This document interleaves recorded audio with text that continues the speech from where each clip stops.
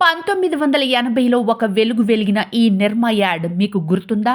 అదేనండి, washing powder నిర్మా, washing powder నిర్మా. ఒక చిన్న అమ్మాయి వాషింగ్ పౌడర్ నిర్మా కమర్షియల్ టీవీ యాడ్ పాట ద్వారా మెరిసింది. ఈ పాట నేడు భారతదేశంలో 1980s, 1990s జనరేషన్ వారికి బాగా గుర్తుంటుంది. అప్పట్లో ఈ నిర్మా యాడ్ ఒక సెన్సేషన్. ప్రతి ఒక్కరి టీవీలో వినిపిస్తుండేది. అయితే అసలు ఈ నిర్మా కథ ఏంటి?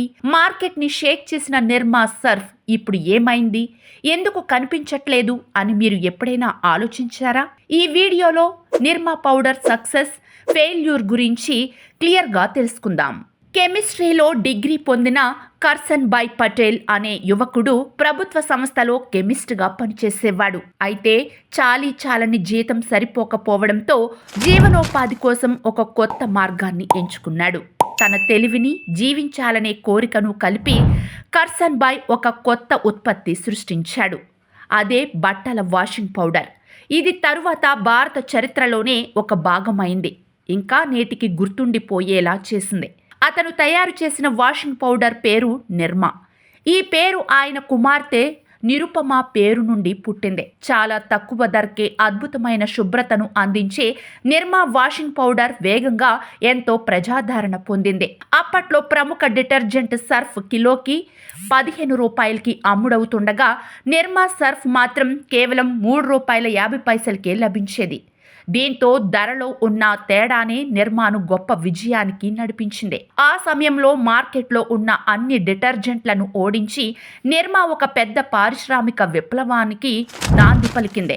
మార్కెటింగ్ వ్యూహంలో చేర్చిన వాషింగ్ పౌడర్ నిర్మా పాటను భారతదేశం మొత్తం పాడింది. ఇంకా ఈ డిటర్జెంట్ అన్ని కుటుంబాలను చేరుకుంది. అలాగే సామాన్యుల జీవితాల్లో గుర్తుండిపోయే ఉనికిని ఏర్పరచుకుంది. అప్పట్లో గ్రామీణ ప్రాంతాల్లోని సాధారణ ప్రజలు ఎక్కువగా బట్టలు ఉతకడానికి పసుపు రంగు సబ్బు బార్లను ఉపయోగించేవారు. మరకలను తొలగించడంలో పరిమితులు ఉన్న ఈ ఉత్పత్తులను అధిగమించడం ద్వారా నిర్మా అపారమైన ప్రజాదరణ పొందింది. కర్సన్ భాయ్ తన సైకిల్పై ఇంటింటికి తిరుగుతూ నిర్మా సర్ఫ్ అమ్ముతుండేవాడు. కస్టమర్లతో ప్రత్యక్ష సంబంధాన్ని ఏర్పరచుకునే ఈ పద్ధతి నిర్మా విజయాన్ని పరుగులు పెట్టించింది. ఇలా డిమాండ్ పెరగడంతో కర్సన్ భాయ్ అహ్మదాబాద్లో ఒక చిన్న తయారీ యూనిట్ను ప్రారంభించి నిర్మా ఉత్పత్తిని విస్తరించారు. 1980లలో నిర్మా జింగిల్, వాషింగ్ పౌడర్ నిర్మా భారతీయ ప్రకటనల ప్రపంచాన్ని తుఫానుగా మార్చింది. ఈ కాలంలో నిర్మా భారతీయ డిటర్జెంట్ మార్కెట్లో 60% వాటాను సొంతం చేసుకుంది. నిర్మా వేగవంతమైన వృద్ధి హెచ్ఎల్ఎల్తో సహా పెద్ద కంపెనీలను ఆందోళనకు గురిచేసింది. కఠినమైన మార్కెట్ పరిశోధన ద్వారా హెచ్ఎల్ఎల్ నిర్మా బలహీనతలను గుర్తించారు.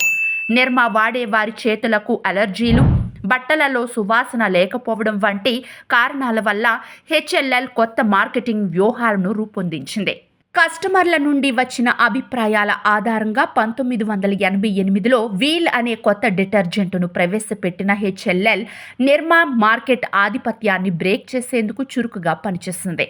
చివరికి నిర్మా సోడా, యాష్ తయారీ, ఇంకా సిమెంట్ వంటి రంగాలలోకి విస్తరించినప్పటికీ ఒకప్పుడు దాని విజయానికి మూలస్తంభంగా ఉన్న డిటర్జెంట్ వ్యాపారం గణనీయంగా క్షీణించింది. గత విజయాలతో సంబంధం లేకుండా వ్యాపారంలో స్తబ్దత పతనానికి దారితీస్తుందనే కీలకమైన పాఠాన్ని నిర్మా కథ నొక్కి చెబుతుంది.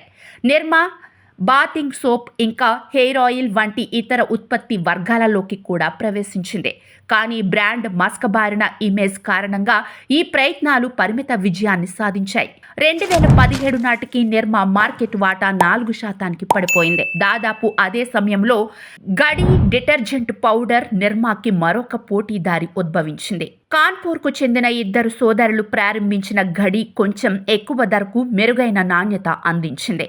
కేవలం బడ్జెట్ ధర కంటే విలువను కోరుకునే అభివృద్ధి చెందుతున్న మధ్యతరగతి ప్రజలను ఆకర్షించింది.